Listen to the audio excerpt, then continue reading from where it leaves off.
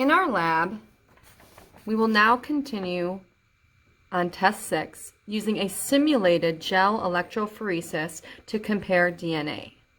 For this test, we will use samples of DNA that are represented by colored paper strips, each representing a different species and each showing a different sequence and portion of a DNA sample. You also will use a pair of scissors that will represent a restriction enzyme, and you will have a table that you will use for a simulated electrophoresis gel. In addition, you will need a pencil to shade regions of the DNA samples provided. DNA is a double helix molecule. In the middle, the rungs on the ladder represent nucleotide bases.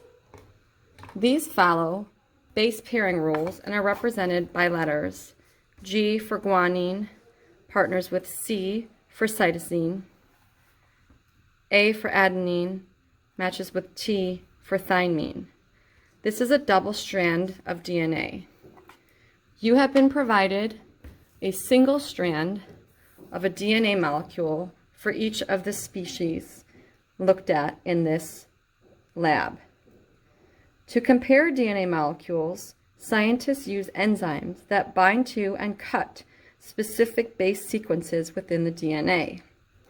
Your scissors will serve as an enzyme, a restriction enzyme, that will cut in between specific sequences of the DNA. Imagine that you are using an enzyme that binds to the base sequence C, C, G, G. Sequence C, C, G, G. Imagine that it cuts between the middle C and G for the purposes of this simulation. You will follow the procedures for each of the species DNA portions provided. Following the steps for test 6, on step B, B1, you will remove one of the colored strips of paper, this one being for Biodiversity. You will locate and lightly shade with a pencil all of the C, C, G, G sequences.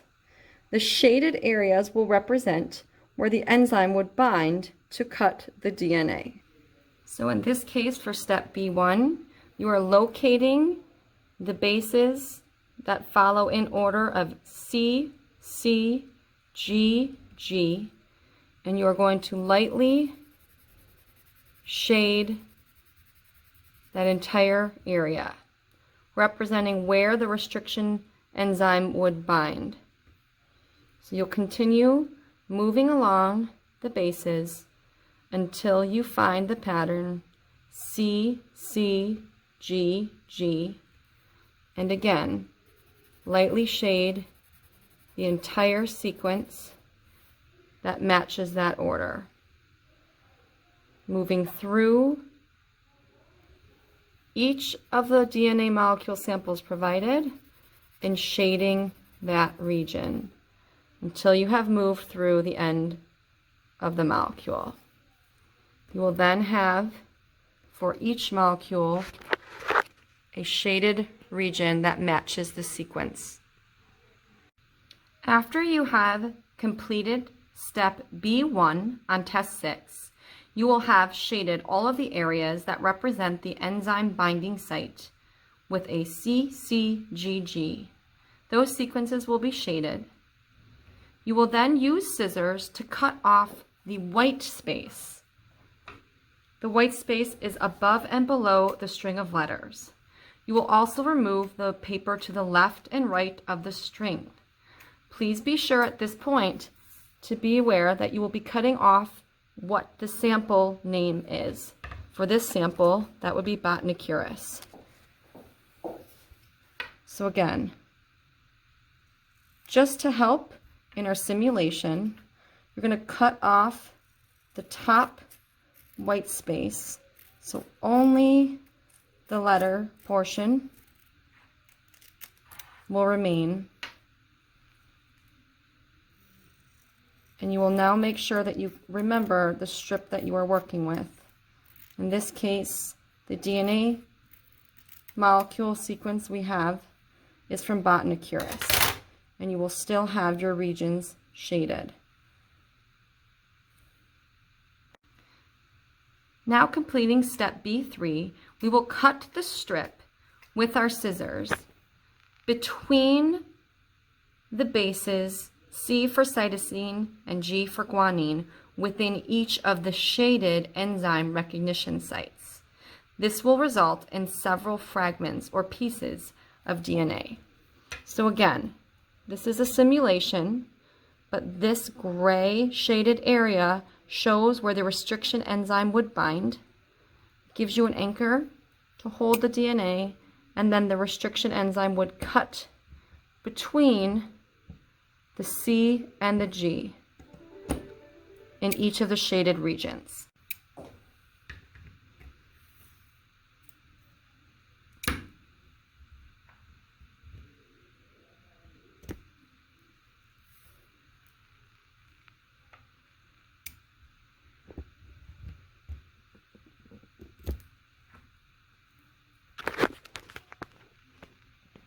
After you have successfully completed steps B1, 2, and 3, you will have several fragments of DNA. You will then take these fragments of DNA, collect them, and place them into the top portion of your simulated gel electrophoresis table 2.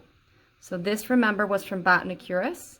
So these will be placed in the top well. You will be careful to keep track of each of your species as you complete each strand of DNA. We will now repeat step B, including B1, B2, and B3 for each of the remaining sequences of DNA provided. Again, this is the species X DNA molecule provided. For step B1, we will locate and lightly shade all of the sequences that align to the C, C, G, G enzyme recognition site.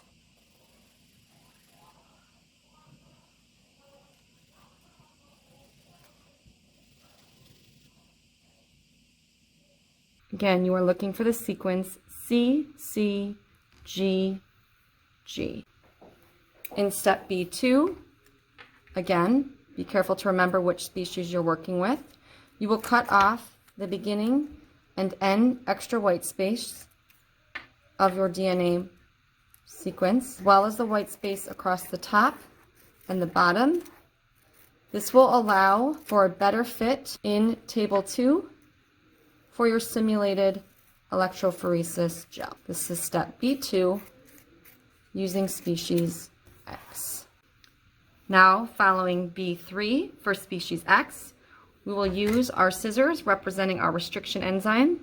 We will find the shaded enzyme recognition site, and we will cut the DNA molecule between the C and the G of each of those sites. So again, find the shaded area and cut between the C and the G. This will result in fragments of DNA. Those then will be gathered and placed in the upper well portion for species X. Following step B1 for species Y, you will take the colored paper strip and locate and lightly shade all CC-GG sequences on the DNA from species Y.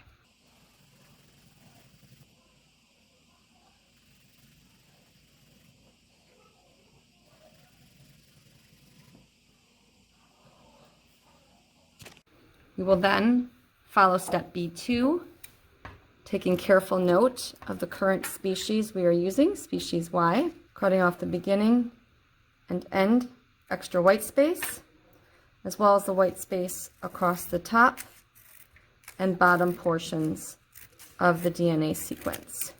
Being careful not to accidentally cut any of the base letters. They all remain intact. That is for step B2. For step B3, for species Y, we will now look at the shaded enzyme recognition site and cut between the C and the G using the scissors to represent the restriction enzyme. In between each shaded region's cytosine C and G guanine. That will result in fragments. Collect your DNA fragments and carefully place them in the top well portion of your simulated electrophoresis gel for species Y. Last, we will complete species Z. Completing step B1 for species Z, you will take the final colored strip. This is for species Z, and locate and lightly shade all of the regions for CCGG.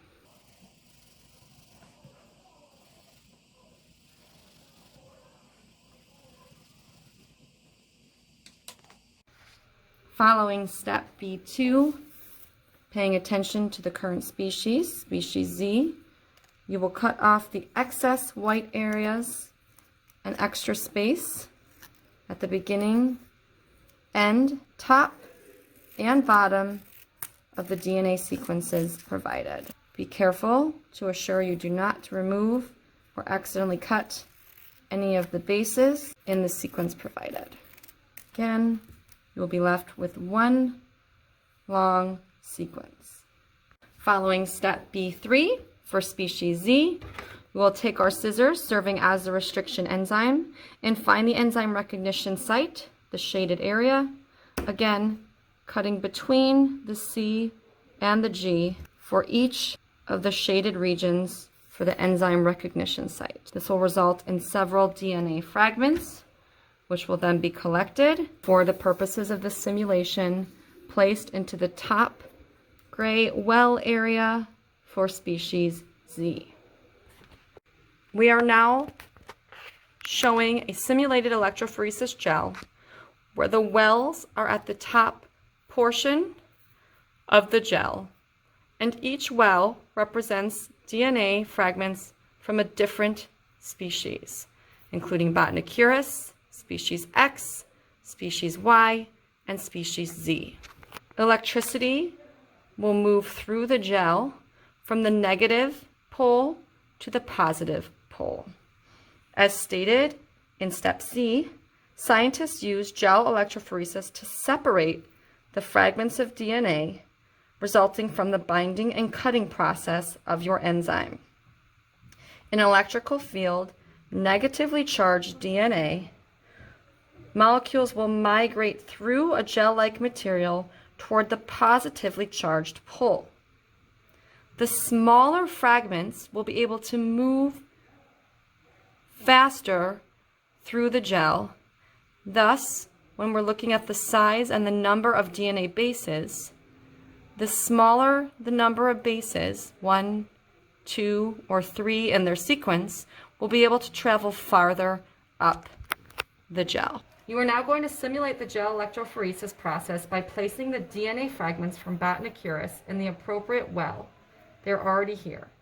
You are now going to simulate the effect of the electrical current moving through on the DNA fragments by counting the number of letters or the bases in each of the fragments.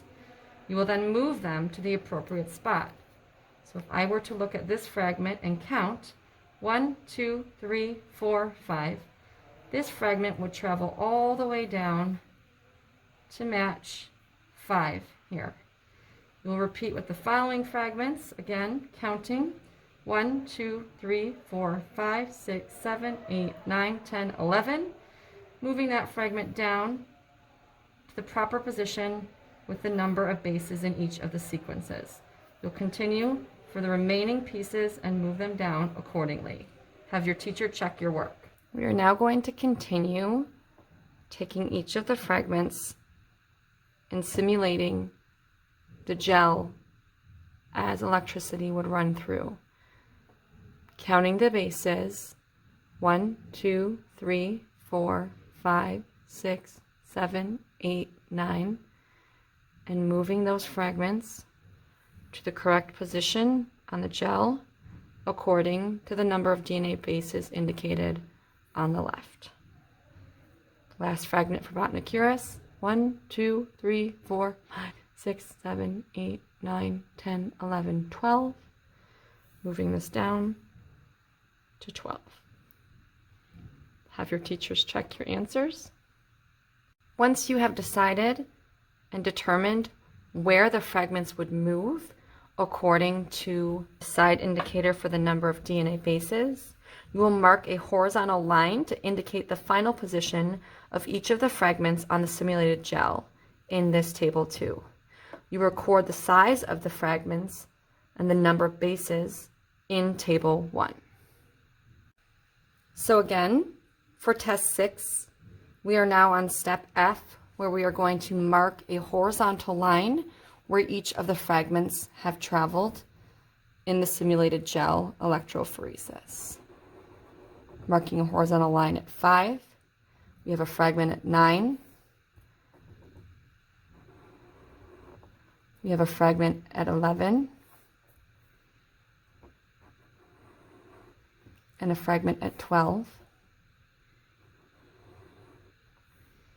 This is for Botanicurus, how the fragments traveled in the first well. We will then go back to our table 1, where we are recording a summary of the data from each of the tests performed. This is a molecular evidence-based test. We are running a simulated gel electrophoresis, looking at the DNA banding pattern. You will match each of the patterns to Botanicurus once your results are recorded. To record your results, you will reference your simulated electrophoresis gel and look at the fragment numbers. In this case, we have 12, 11, 9, and 5. We will then, in our table for Botanicurus, indicate 12, 11, 9, and 5 to indicate the fragment pieces. We will repeat this process as indicated by step G for each of the other species, X, Y, and Z. We have lightly shaded the CCGG sequences and cut the DNA and separated the resulting fragments. We have placed the fragments in the well at the top, and we are going to count each of the bases and simulate where they would go in the electrophoresis gel. So again, taking each fragment, counting the bases, 1, 2, 3, 4, 5, 6, 7, 8, finding the position. We will slide the fragment to the proper location. Again, 1, 2, 3, 4, 5, 6, 7, 8, 9, 10, 11, 12, 13, 14, 15, 16, 17, 18, 19, 20, 21, 22. And the final fragment, 1, 2, 3, 4, 5, 6, 7. And we will mark with a horizontal line the location of each of the fragments. We are at 22, 8, and 7 for species X. We will take our table and indicate the fragment size by recording the number of DNA bases according to the gel. Again, we are continuing the work for species Y. We have identified the restriction enzyme binding site. We have cut between the cytosine C and guanine G, and resulting in several fragment pieces of DNA that are now in the well. We will take each of the resulting fragments, counting the bases, 1, 2, 3, 4, 5, 6, 7, 8, 9, 10, 11, 12. We will move that to the corresponding row horizontal line on the gel for 12 bases, taking the next 1, 2, 3. Because it has smaller fragment with less bases, it can travel faster in the time permitted through the gel and move away from the negative pole. 1, 2, 3, 4, 5. Final 1, 2, 3, 4, 5, 6, 7, 8, 9, 10, 11, 12, 13, 14, 15, 16, 17. Again, once all the fragments have been placed in the proper location in the simulation, we'll then indicate where they end up placed with a horizontal line in the location. Again, we will take notice of the number of DNA bases in each of the fragments. We have 17, 12, 5, and 3. We'll record those in our chart and proceed on to the final DNA sequence for species Z. Once again, we have repeated the process for species Z, identifying by shading in the region where the restriction enzyme would bind, CCGG, using the scissors to represent the restriction enzyme, and cutting between the inner cytosine C base and the G guanine base, resulting in fragments of DNA. We will now take these fragments, placed at the top portion of the gel. This is called the well. Electricity would be moving through from the negative pole to the positive pole. As a negative molecule, DNA fragments will move away from the negative pole through the gel. Smaller fragments will be able to move more rapidly in the time provided, and they will move further up. So again, we take each segment at a time. 1, 2, 3, 4, 5. Move it to the allotted spot, indicated by the number of bases on the left. Each remaining fragment. 1, 2, 3, 4, 5, 6, 7, 8, 9, 10, 11. Moving it down. 1, 2, 3, 4, 5, 6, 7, 8, 9. 1, 2, 3, 4, 5, 6, 7, 8, 9, 10, 11, 12. We now have our individual fragments. We will use a marker to indicate where they ended up with a horizontal line for each of the fragments. And we have our final results of our simulated gel. We have 12, 11, 9, and 5 as our base pairs. We'll record those here. We now have a final simulated electrophoresis gel.